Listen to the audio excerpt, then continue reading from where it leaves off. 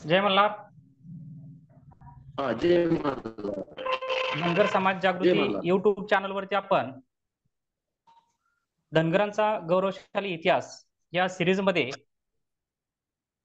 आज आपण धनगरांची जी काही सरंजामी सरदार घराणी आहेत यांचा इतिहास जाणून घेणार आहोत. आणि या ऐतिहासिक घराण्यांबद्दल माहिती देण्यासाठी आज आपल्यासोबत या घराण्यांच्या वरती अभ्यास करणारे संतोषजी पिंगळे सर सहभागी झालेल्या स्टुडिओमध्ये. त्यांचं मी या कार्यक्रमामध्ये स्वागत करतो. सोबतच इतिहास अभ्यासक सुमितजी लोखंडे आहेत, हे देखील आपल्यासोबत जॉईन झालेले आहेत. त्यांचं देखील मी या कार्यक्रमामध्ये स्वागत करतो. आणि सर्व प्रेक्षकांना विनंती करेल की धनगर समाज जागृती चॅनलवरती जे काही समाजाच्या जागृतीसाठी समाजाला सर्व क्षेत्रात पुढे घेऊन जाण्यासाठी कार्यक्रम उपक्रम राबवले जात आहेत. आपण सर्वांनी निश्चितपणे सर्व धनगर बांधवांच्या पर्यंत पोहोचवण्यासाठी आम्हाला सहकार्य करावं. हा कार्यक्रम आपल्याला आवडला तर निश्चित आपण लाईक आणि शेअर करा. आपला चॅनल सबस्क्राईब करा. बेल बटन जे आहे ते आपण प्रेस करा की जेणेकरून नवीन कार्यक्रमाचे नोटिफिकेशन्स आपल्यापर्यंत पोहोचतील. तर या दोन्ही पाहुण्यांचं मी कार्यक्रमामध्ये स्वागत करतो आणि त्यांना विनंती करेन की जी काही सरंजामी सरदार घराणी आहेत आपली, या घराण्यांचा आपण विविध एपिसोडमध्ये माहिती जाणून घेणार आहोत, त्यांचं कार्य जाणून घेणार आहोत आणि कशा पद्धतीनं कुठे कुठे त्यांचे संदर्भ आलेले आहेत, त्यांचं शौर्य कार्य सगळंच आपण समाज बांधवांच्या पर्यंत पोहोचवणार आहोत की जेणेकरून हा अपरिचित इतिहास जो आहे तो आपल्या समाज बांधवांच्या पर्यंत पोहोचेल. आणि उद्देश हाच आहे की नवीन इतिहास घडवण्यासाठी आपले समाज बांधव तयार होतील. आपल्याला साधारण एका एपिसोडमध्ये 5-4-5-4-5-6 घराणे आपल्याला घ्यायचे की जेणेकरून आपल्याला दिलेल्या टाइम मध्ये कार्यक्रम आपले पूर्ण करता येतील.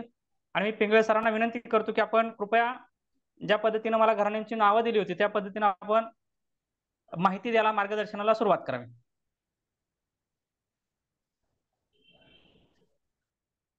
धन्यवाद विजयजी. ज्याप्रमाणे आपण पहिल्या भागात सरंजामी मराठे आणि सरंजामी मराठे हा ग्रंथ नेमका कसा साकार झाला, त्याच्या पाठीमागची पार्श्वभूमी आणि नेमकं काय काय करावं लागलं, कशा पद्धतीने हा इतिहास उजेडात आणला गेला याचा विषयीचा उहापोह केलेला होता आपण पाठीमागच्या व्याख्यानामध्ये. तर या व्याख्यानामध्ये साधारणतः जी काही महत्वपूर्ण घराणी होती, ज्यांचा इतिहास समाज बांधवांना माहित नव्हता, अशा घराण्यांविषयी आपण थोडक्यात एक आढावा घेऊ. तर त्यामध्ये मी काही आपल्या बरोबर बोलत असताना काही घराण्यांच्या बाबत चर्चा केलेली होती.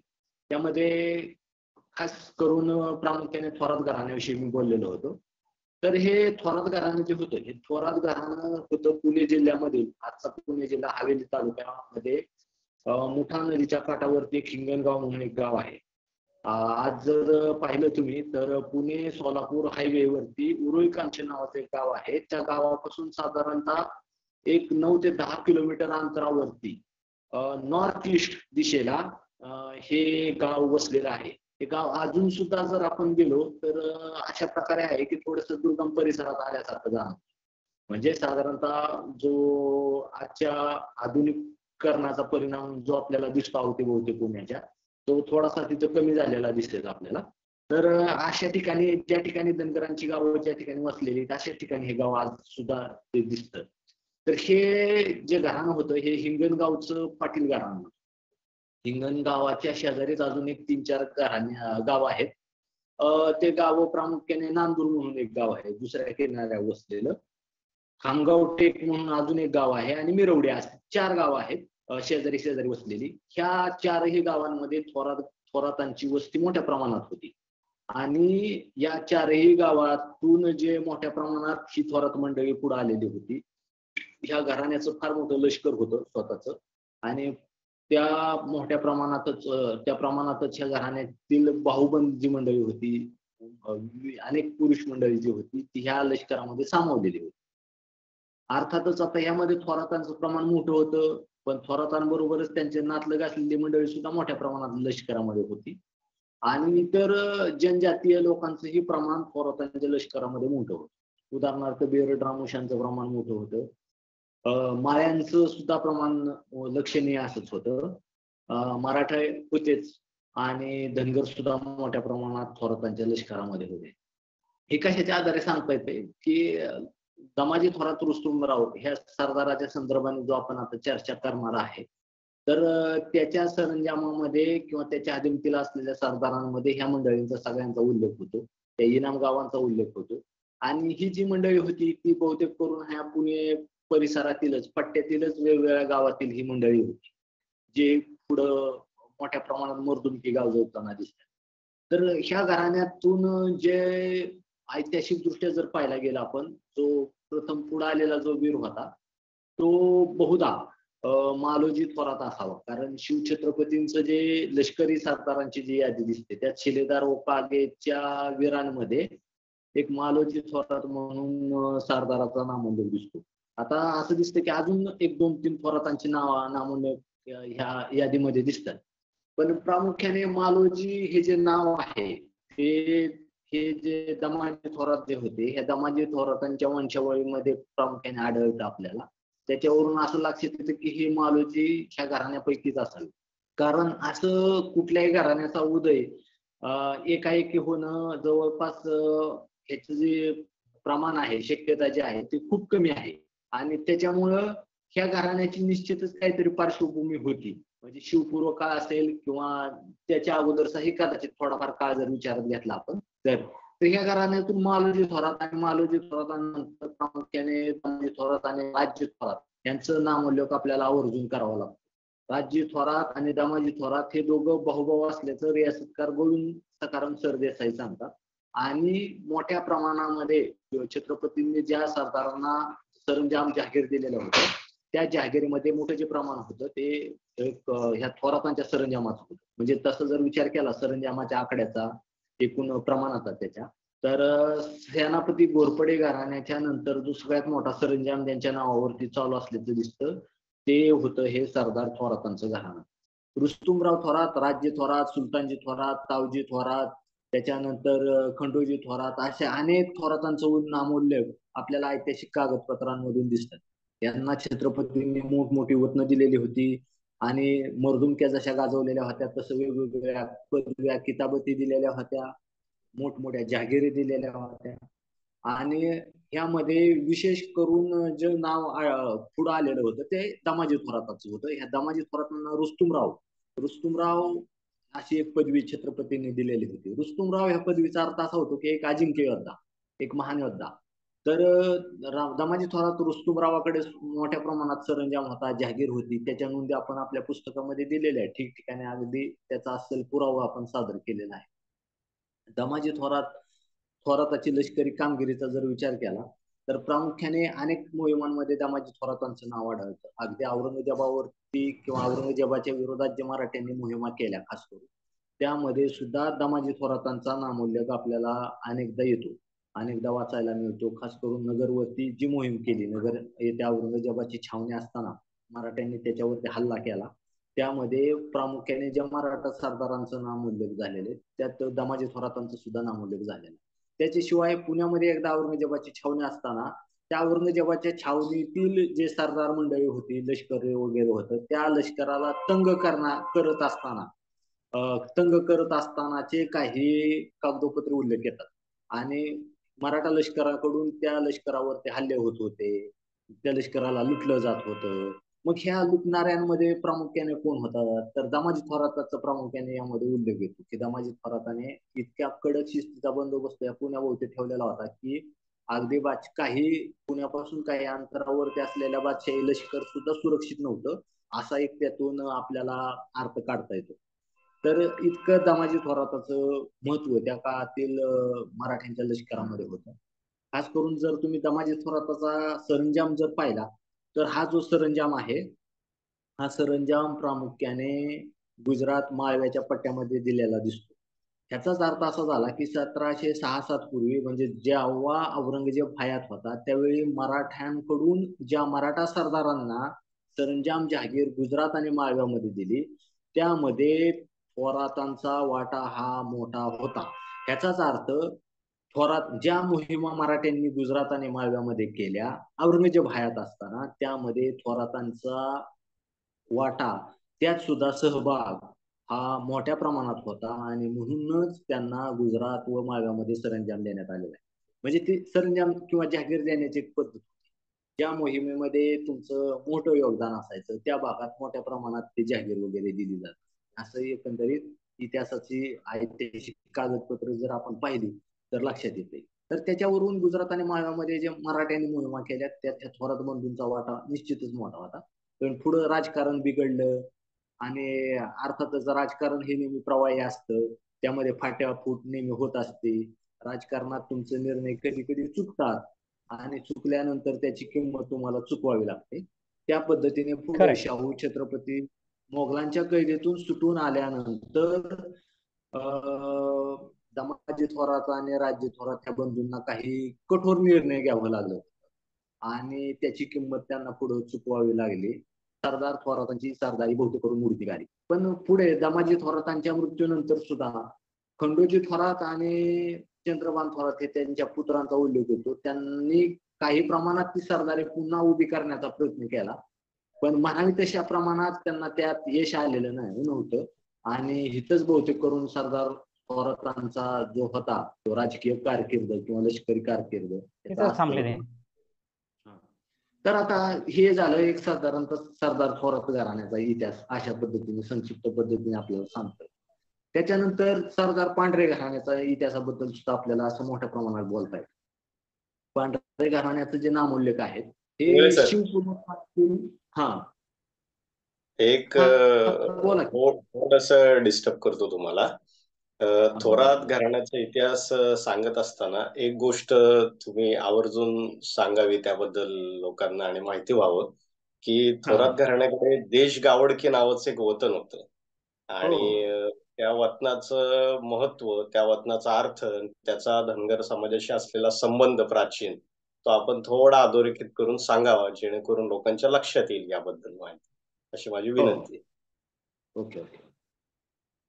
तर आता सुमित्रावांनी सांगितल्याप्रमाणे दमाजी थोरातांचे जे पुत्र होते, आता थोरात मंडळींना निरनिराळी वतन दिलेली होती. आता नुकतंच मी सांगत असताना उल्लेख केलेला आहे. तर त्यामध्ये पाटीलक्यांची वतन होती, देशमुखीची वतन होती आणि देशगावडकीचा अजून एक वतन प्रकार त्यांच्या वतनाच्या संग्रहात एकंदरीत दिसून येतो. तर दमाजी पुत्र खंडोजी थोरातांच्या नावाने हे देशगावडकीचं पुणे प्रांताच्या देशगावडकीचं वतन छत्रपती राजाराम महाराजांनी दिलेलं होतं. आणि हे जे देशगावडकी वतन होतं हे देशगावडकी वतन हे परगणा स्तरावरचं एक वतन होतं. म्हणजे गाव स्तरावरती असलेली काही वतन, म्हणजे थोडक्यात उदाहरणं द्यायची झाली तर पाटीलकी, कुलकर्णी ही जी वतन आहेत ते गाव स्तरावरली वतन झाली. आणि त्याच्यापेक्षा मोठा स्तर ज्या आपण तालुका स्तर म्हणतो त्या काळात त्याला परगणा स्तर म्हणलं जातं. परगणा स्तरावरती देशमुखी, देशपांडे, देशगावडकी अशी वतन होती. तर ह्या परगणा स्तरावरचं हे एकंदरीत वतन होतं, त्याला देशगावडकी असं म्हटलेलं आहे. आता हे देशगावडकी वतन नेमकं काय होतं हे खूप महत्वाचं आहे. ऐतिहासिक शब्दकोशांमध्ये सुद्धा अनेक ठिकाणी गावडा हा जो शब्द आहे तो पशुपालन व्यवसायाशी संबंधित असलेला जो अधिकारी असायचा त्या अधिकारी वर्गाला उद्देशून हे वापरलेलं दिसतं. तर देशगावडा ह्याचा अर्थ अर्थातच एखाद्या परगण्यामध्ये असलेला जो मुख्य वतनदार असायचा, पशुपालक, मेषपालक, गवळी, धनगरांच्या संदर्भाने त्यांचं जे अधिकार असायचं, त्यांचा अधिकार, कर्तव्य ह्याचं नियमन करण्याच्या संदर्भाने एक संस्था जी त्या काळात निर्माण झालेली होती त्याला आपण देशगावडकी असं म्हणू. आणि त्याच्यावरला जो अधिकारी होता तो देशगावडा.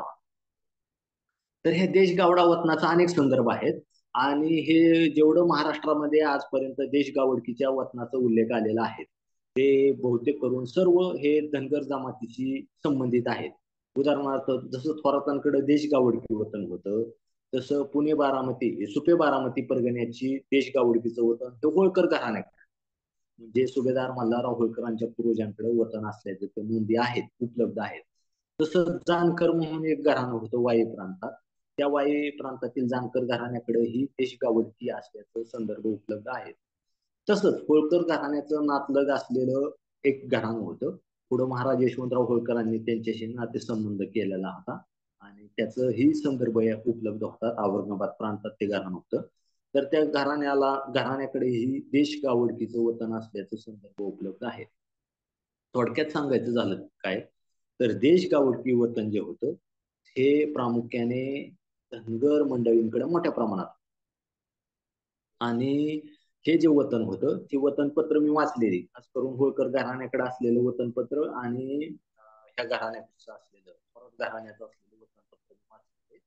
त्याच्यामुळं ह्या अधिकाऱ्याचे जे नेमके हक्क आणि कर्तव्य त्या वतनपत्रामध्ये निर्देशित करण्यात आलेले आहेत ती सुद्धा मला माहित आहे. आणि ते हक्क आणि कर्तव्य असं सांगतात की हे जे प्रामुख्याने त्यांना जी कर्तव्य बजावायचे आहेत ती मेंढपाळ आणि गवळ्यांच्या वरती किंवा त्यांच्याकडून जे राज्य व्यवस्थेला किंवा राजाला जे अपेक्षित आहे असं कामकाज, तर त्या कामकाजाच्या संदर्भाने जो आढावा घ्यायचा, नियमन करायचं किंवा इतर गोष्टी असतील त्या गोष्टी घडवून आणण्याची जी जबाबदारी आहे ते देशगावडाची आहे. अर्थातच त्याच्यामुळं हे जे वतन होतं ते प्रामुख्याने धनगरांवरतीच असलेलं जे नियमनाचं होतं. म्हणजे लक्षात आलं की धनगर पशुपालकांच्याकडे हे वतन होतं. मला वाटतं आपण आता पुढच्या घराणे जे आहे, वेळेच्या मर्यादा लक्षात घेता आपण पुढचे घराणे जे आहे पांढरे घराण्याबद्दल माहिती सांगावी. ओके.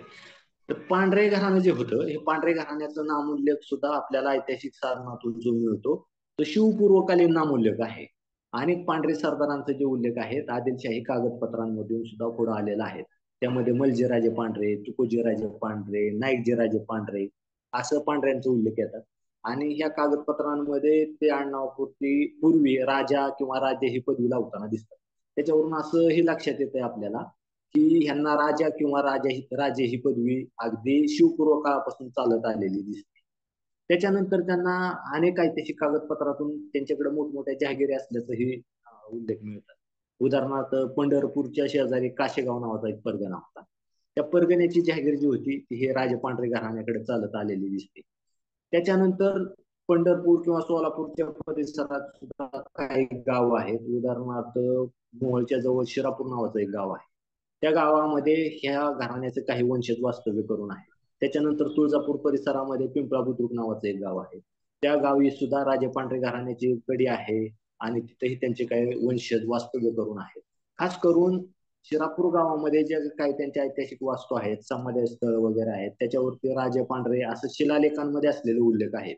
त्याच्यानंतर बडोदा आर्काइव्ह मध्ये हे घराण्याचा जर थोडासा आपण इतिहास जर बघितला तर ह्या घराण्याने म्हणजे शिव काळानंतर ह्या घराण्यातील काही घरांनी आपलं जे कार्यक्षेत्र आहे ते गुजरात ठरवलं. आणि गुजरात ठरवत असताना मराठ्यांकडून खास करून छत्रपतींकडून दाभाडे आणि गायकवाडांना गुजरातच्या सनदा देण्यात आलेल्या होत्या, जहागिरीच्या सनदा देण्यात आल्या.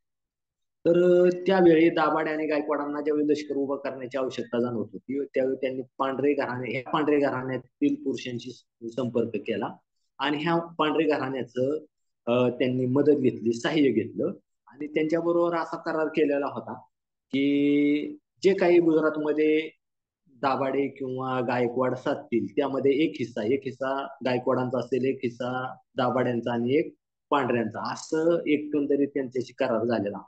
आणि त्या करारानुसार पांढरे जे आहेत ते दाभाडे आणि गायकवाडांना गुजरातमध्ये राज्य विस्तार करण्यासाठी, राज्य व्यवस्थापन करण्यासाठी मदत करत.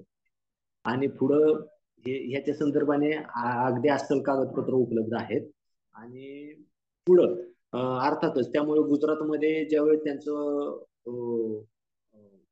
गायकवाडांशी पुढे जाऊन मतभेद निर्माण झाले त्यावेळी त्यामध्ये त्याचा सगळा परामर्श त्यांनी घेतलेला आहे. तर त्यामध्ये सुद्धा किंवा गायकवाडांच्या दप्तरी उपलब्ध असलेल्या अनेक कागदपत्रांमध्ये सुद्धा ह्या घराण्याचा जो उल्लेख येतो तो राजे पांढरे असाच येतो. त्यांची वंशावळीमध्ये सुद्धा नाईक राजे पांढरे पासून अनेक पांढऱ्यांचे उल्लेख येत राहतात. तर हे एवढं मातब्बर घराणं होतं. पांढरे घराण्याच्या अनेक शाखा निर्माण झालेल्या होत्या इतिहास काळामध्ये. जसं मी आता 2 गावांचा उल्लेख केला की शिरापूर आणि पिंपळा बुद्रुक. तसंच जर सोलापूर जिल्ह्यात अजून सुद्धा काही गाव होते. फॉर एक्झाम्पल जर तुम्हाला सांगायचं झालं तर माळशिरस तालुक्यामध्ये नातेपुते नावाचं गाव. नातेपुते गावची पाटीलकी सुद्धा पांढरे घराण्याकडे होती. त्यानंतर सातारा जिल्ह्यामध्ये जर आपण बघितलं मान खटाव तालुक्यामध्ये, तर मान खटाव तालुक्यामध्ये वावर हिरे नावाचं एक गाव. त्या वावर हिरे गावची सुद्धा पाटीलकी वतन पांढरे घराण्याचं होतं. त्याच्यानंतर पंढरपूरच्या जवळपास काही गावं होती, मेंढापुरी वगैरे अशी बरीचशी गावं होती. त्या गावच्या अनेक गावच्या पाटीलकी ह्या घराण्याकडे. त्याच्यानंतर फक्त इथं पंढरपूर पर्यंत किंवा सोलापूर जिल्ह्यापुरतं ह्यांचा विस्तार मर्यादित असला भाग नाही. बिदर परिसरामध्ये सुद्धा अनेक गावं होती. अगदी हैदराबाद पर्यंत अनेक गावांचं आपल्याला नाम उल्लेख ऐतिहासिक कागदपत्रांमधून मिळतात. थोडक्यात जर सांगायचं झालं तर जनवाडा म्हणून एक गाव बिदरच्या जवळ जनवाडा होतं, शमशेदापूर नावाचं एक गाव पिंगळे होतं, सर. पामपड होतं, हासनाबाद होतं. हा बोला की. पण राजे पांढरे घराणं आणि शीख समुदाय यांचा एका ठिकाणी संबंध आलेला होता बिदर भागात. हो हो त्याबद्दल हो हो तुम्ही थोडी माहिती प्रेक्षकांना द्यावी, कारण जेणेकरून त्यांना याविषयी कोणालाच कदाचित कधी ऐकलेलं नसेल. थोडी त्याबद्दल माहिती हो. द्यावी. हा तर हा खूप महत्वाचा प्रश्न आहे, कारण मराठ्यांच्या इतिहासामध्ये खास करून शिखांबरोबर मराठ्यांचे काही असं काही मैत्रीपूर्ण संबंध वगैरे राहिलं का वगैरे असा आम्हाला ही अर्थातच प्रश्न पडला होता इतिहास अभ्यास. तर एक असं एकंदरीत दिसून येतं की ज्यावेळी मराठ्यांचा मोगलांबरोबर जो संघर्ष चालू होता, त्यामध्ये मोगलांचा प्रतिकार करण्यासाठी मराठ्यांनी निरनिराळ्या सरदारांना सरंजाम जहागिरीची वतनं दिलेली होती. आणि यामध्ये पांढरे घराण्याला जी प्रामुख्याने ही सरंजाम जहागिरीची वतनं दिलेली होती ती बिदर, नांदेड वगैरेच्या भागात सुद्यात होती. हैदराबाद, अगदी हैदराबाद पर्यंत. हैदराबादला त्या काळात इतिहास काळात भागानगर असं संबोधल्याचं दिसतं ऐतिहासिक कागदपत्रात. तर ही त्या भागात वतन असल्याचं दिसून येतं. मग संताजी पांढरे त्या भागात मराठा राज्याचा विस्तार करण्याच्या कामात पुढाकार घेऊन राबताना दिसतात. संताजी पांढरे नावाचे सरदार आहेत, त्यांना शरीफन मुलूक अशी छत्रपतींनी उपाधी किताब दिलेला. आणि प्रामुख्याने त्यांचं जो कार्य चालू होतं ते ह्याच भागात, ह्या पट्ट्यात, म्हणजे नांदेड पासून जर तुम्ही विचार केला, नांदेड बिदर पासून हैदराबाद पर्यंत असं त्यांचं एकंदरीत ते कार्यक्षेत्र होतं. त्या कार्यक्षेत्रामध्ये त्यांच्या ज्या सगळा खटाटोप चाललेला होता त्या भागात चाललेला होता. तर ह्याच काळामध्ये आपण जर विचार केला तर गुरु गोविंद सिंग जे शिखांचे 10वे धर्मगुरू होते, ते 10वे धर्मगुरूंनी नांदेडला आपलं कार्यक्षेत्र बनवलेलं होतं आणि नांदेडला आपलं एक ठिकाण बनवून त्या ठिकाणावरून त्यांनी शीख धर्माचा, शीख संप्रदायाचा विचार विस्तार करण्याचे एक कार्य आरंभलेलं होतं. आणि अर्थातच ह्या काळात आता ऐतिहासिक कागदपत्र फारशी उपलब्ध नाहीत, पण आपल्याला साहजिक लक्षात येतं की संताजी पांढरेचा जो संघर्ष चाललेला होता तोही मोगलांविरुद्ध, शिखांचे धर्मगुरू गुरु गोविंद सिंहाचा जो संघर्ष चालू होता तोही मोगलांच्या विरुद्ध. त्याच्यामुळं अर्थातच मित्र दोस्त, ज्याला आपण म्हणतो ना शत्रूचा शत्रू तो आपला मित्र, असं एक सूत्र आहे राजकारणामध्ये. त्या सूत्रानुसार सरदार संताजी पांढरे आणि गुरु गोविंद सिंहांमध्ये अर्थातच अनेक गोष्टींच्या संदर्भाने युती किंवा विचार झालेला असणं शक्य आहे. त्याचे कागदपत्र उपलब्ध नाही असं नसल्यामुळं मी शक्य आहे असं म्हणतो, पण अनेक अशा गोष्टी आहेत की त्या गोष्टी असं ध्वनित करतात की ह्या दोघांमध्ये तसं काहीतरी सूत्र जुळलेलं होतं. उदाहरणार्थ गुरु गोविंद सिंहाची एक शिष्या होती ज्यांना माय भागोजी असं म्हटलं जातं. पुढे गुरु गोविंद सिंहाच्या मृत्यूनंतर माय भागोजींनी जो आधार घेतला, आश्रय घेतला, तो जनवाडाच्या, म्हणजे बिदर परिसरात जनवाडाच्या ठिकाणी पांढऱ्यांचं मुख्य आसन होतं, मुख्य ठाणं होतं. त्या ठिकाणी फार मोठा गडी होती, गडी म्हणण्यापेक्षा भुईकोट किल्ला होता जो पांढऱ्यांच्या ताब्यात. त्या ठिकाणी माय भागोजींनी आश्रय घेतला आणि पांढरे सरदारांनी त्यांना तो त्या ठिकाणी आश्रय दिला. तर ह्या माय भागोजींचं शिखांच्या इतिहासात खूप मोठं योगदान आहे. अनेक शीख इतिहासकारांनी शिखांच्या इतिहासातील महापराक्रमी स्त्रियांमध्ये ह्या माय भागोजींचा उल्लेख केलेला आहे. तर ह्या माय भागोजींना जो प्रामुख्याने अर्थातच संताजी पांढरेंचे पुत्र जे होते यशवंतराव पांढरे, रुस्तुमराव पांढरे यांनी मोठ्या प्रमाणात सहकार्य केलेलं होतं. त्याच्यानंतर काही वर्षानंतर माय भागोजींचं निधनही झालं आणि तेही पांढऱ्यांच्या गडीमध्येच निधन झालेलं होतं. तर एक तपस्वी साध्वी स्त्री म्हणून पांढऱ्यांनी त्यांना कायमस्वरूपी आधार दिला, आश्रय दिला. आणि पुढे म्हणजे मागच्या साधारणतः 100 वर्षाच्या काळामध्ये असं लक्षात आलं की शीख बांधवांना की माय भागोजींचं काहीतरी स्मारक असावं जनवाडामध्ये. मग ते कुठं झालं पाहिजे, तर मग त्याच्यासाठी पुन्हा एकदा मग त्यांनी हे जे पांढरे घराणं होतं, राजे पांढरे घराणं, त्या राजा पांढऱ्यांशी त्यांनी पुन्हा संपर्क केला आणि त्यांना ते आपलं मनोगत त्यांनी त्या ठिकाणी व्यक्त केलं आणि त्यांना सांगितलं की जनवाडा परिसरात मायबाबूजींचं एक उचित स्मारक म्हणून एखादा गुरुद्वारा असणं गरजेचं आहे. तर अर्थातच त्यावेळी त्या काळात असलेल्या राजा पांढऱ्यांचं जे वंशज होतं त्यांनी लगेच तात्काळ त्यांना ती मान्यता दिली आणि जनवाडाचा तो जो किल्ला होता, गडी होती, ती शीख मंडळींना एक दानपत्र किंवा इनामपत्र करून दिली. त्या ठिकाणी पुढं अर्थात ती गडी मोडकळीस आलेली होती, जुनी गडी वास्तू होती 300-400 वर्षापूर्वीची. त्यामुळे ती गडी जी आहे ती त्यांना कदाचित असं वाटलं नसेल की ती दुरुस्त करण्यासारखी आहे, म्हणून त्या ठिकाणी ती बाजूला सारून त्यांनी त्या ठिकाणी मोठा गुरुद्वारा उभा केलेला आहे. आणि या गोष्टीची जी साक्ष आहे ती शीख मंडळी स्वतः देतात की इथं जी होती ती राजे पांढरे घराण्याची गडी होती आणि राजे पांढरे घराण्यानेच मायबाबूजींना आधार दिला, आश्रय दिला आणि त्यांच्या म्हणजे आता जी स्मृती नांदेडला जी गुरुद्वारा आहे त्याबाबत म्हणतायत का तुम्ही? नाही, नांदेड पासून बिदरला जर आपण बघितलं, नांदेड बिदर एक साधारणतः 100-125 किलोमीटरचं अंतर असावं. बिदर पासून जानवाडा नावाचं एक जवळ गाव आहे, तर त्या जानवाड्याच्या ठिकाणी ही गडी आहे. तर शिखांच्या इतिहासामध्ये हे जे संताजी पांढरेंचे जे पुत्र होते त्या दोघांचा सुद्धा उल्लेख येतात. यशवंतराव पांढरे आणि रुस्तुमराव पांढरे वगैरे असं ते शीख सुद्धा उल्लेख करतात. बाळाराव रुस्तुमराव रुस्तुमराव बाळाराव म्हणून ते उल्लेख करतात.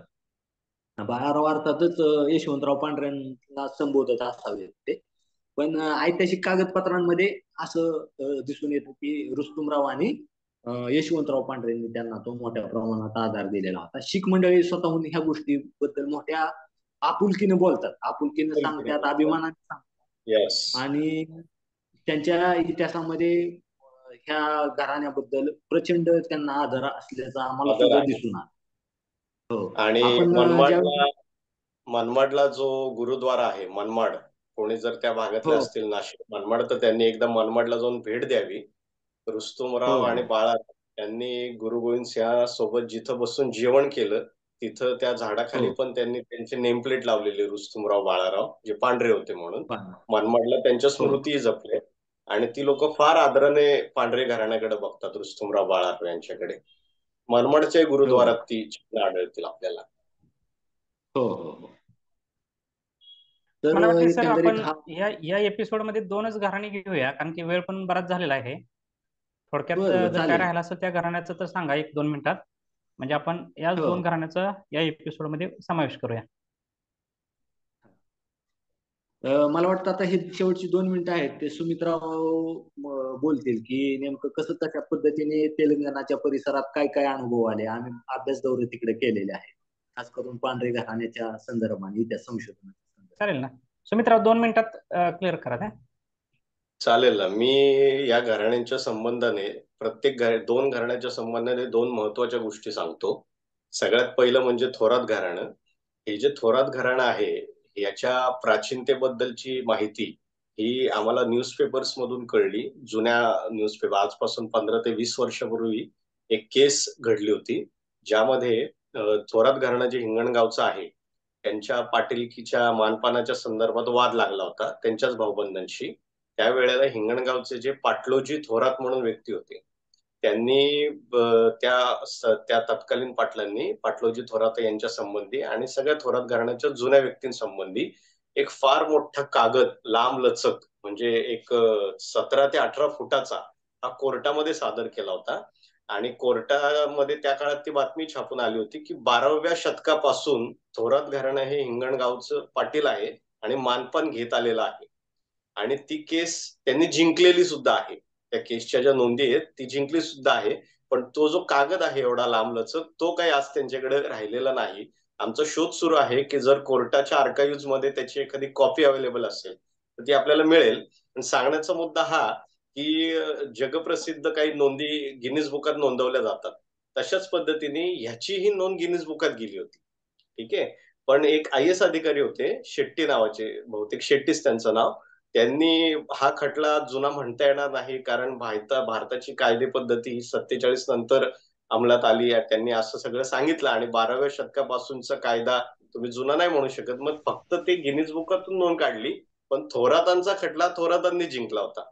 तर त्याचं प्राचीनत्व आहे 12व्या शतकापासूनच. आणि दुसरी महत्वाची गोष्ट म्हणजे पांढरे घराण्यासंबंधीची. ज्यावेळेस आम्ही जनवाड्याला गेलो त्यावेळेला संताजी पांढरेंचे एक वंशज मंडळी ज्यांचं 95 एज आहे त्यांची आम्ही व्हिडिओ मुलाखत घेतलेली आहे. त्या मुलाखतीत त्यांनी एक वाक्य असं सांगितलं की आम्ही थोडेसे शॉक झालो त्यामध्ये. त्यांनी असं सांगितलं की जिथं आज गुरुद्वारा आहे जनवाड्यामध्ये, तिथं जिथं गडी होती तिथं त्यांचं स्वतःचं सिंहासन होतं. आणि आम्हाला त्यांनी त्या सिंहासनाचं वजन देखील सांगितलं होतं. म्हणजे मी चुकत नसेल तर मला वाटतं 12 ते 13 मन समथिंग. पिंगळे सर मला करेक्ट करावं, मला नीट आठवत नाही आता. पण व्हिडिओ आपण मुलाखत घेतली त्यांची. त्यांनी सांगितलं की 12 ते 13 मनाचं स्वतःचं सिंहासन संताजी पांढरे यांनी बनवलेलं होतं जनवाड्यामध्ये. तर ही एक थोडी मोठी गोष्ट आहे आमच्यासाठी की जर अशा पद्धतीचं सिंहासन बनवून जर ही लोक राज्यकारभार करत असतील तर यांची परंपरा नक्की किती प्राचीन आहे अशा पद्धतीची राज्यकर्ते जमात म्हणून. ते महत्वाचं आहे. आपण त्या संबंधी अजून कागदपत्र, पुरावे, निजाम, हैदराबाद या भागात शोधत आहोत. ज्या दिवशी अस्सल पुरावा याविषयी आपल्याला मिळेल त्याविषयी आपण उघडपणे जाहीर हा विषय मांडू. पण मी सध्या 2 गोष्टी महत्वाच्या सांगायच्या होत्या ज्या आम्हाला दौऱ्यात आढळल्या त्या मी तुम्हाला सगळ्यांना सादर केलेल्या आहेत. ठीक आहे गोखले सर. धन्यवाद. धन्यवाद सुमितजी. लक्षात घ्या की सर्व प्रेक्षकांना आता सर वेळ झालेला आहे, आपलं संपेल मध्ये. पुढच्या एपिसोड मध्ये आपण घेऊयाच ना, कारण की संपवायचं. समाज बांधवांना आपला घराण्यांचा इतिहास यासाठी सांगायचा आहे की आपण मागचा इतिहास विसरून गेलो म्हणून आता आपला इतिहास जो आहे तो अडगळीत पडलाय. वर्तमानात आपलं जे गलित कात्र झालेला आहे समाज, त्या समाजाला पुन्हा आपल्याला चेतना द्यायची असेल तर आपला इतिहास किती गौरवशाली आणि शौर्याचा होता हे सांगणं तितकंच गरजेचं आहे. म्हणून ह्या घराण्यांचा इतिहास आपण मांडतोय की जेणेकरून आजच्या लोकशाही व्यवस्थेमध्ये आपण पुन्हा एकदा त्या ताकदीने उभे राहू शकतो आणि पुन्हा एकदा आपण इतिहास निर्माण करण्यासाठी सज्ज होऊ शकतो, अशी या मागची धारणा आहे. आणि म्हणून हा एपिसोड आपण चालू केलेला आहे. याच्यामध्ये विशेषतः पिंगळे सरांचं मी आभार मानेन की ह्या घराण्यांचा एवढा तुम्ही अभ्यास केलाय, माहिती सगळी संकलित केली, पुस्तक लिहिलं, आणि सुमितजीनं देखील प्रचंड याच्यावरती अभ्यास केलेला आहे. हा जो इतिहास आहे, ही माहिती जी आपल्याला समाजासमोर आपल्याला सातत्याने घेऊन जायची की जेणेकरून पुढच्या काळामध्ये आपल्याला विधानसभा, लोकसभेमध्ये आपल्याला पुन्हा एकदा आपले राजे जे आहेत, आजच्या व्यवस्थेमधले राजे आपल्याला निर्माण करता येतील, अशी ही धारणा आहे. तर या दोन्ही मंडळींना वेळ दिला त्याबद्दल मी त्यांचे मनापासून आभार मानतो आणि हा एपिसोड थांबवतो. पुन्हा आपल्याला भेटायचंय पुढच्या एपिसोडमध्ये वेगळ्या घराण्यांच्या इतिहासाची माहिती घेण्यासाठी. तुर्तास आपल्या सगळ्यांची रजा घेतो. आपला चॅनल आपण सगळ्यांनी सबस्क्राईब करा, हा व्हिडिओ लाईक करा आणि जास्तीत जास्त समाज बांधवांच्या पर्यंत शेअर करा, जेणेकरून आपला इतिहास सर्वांच्या पर्यंत आपल्याला पोहोचवता येईल. धन्यवाद सर. जय मल्हार. जय मल्हार.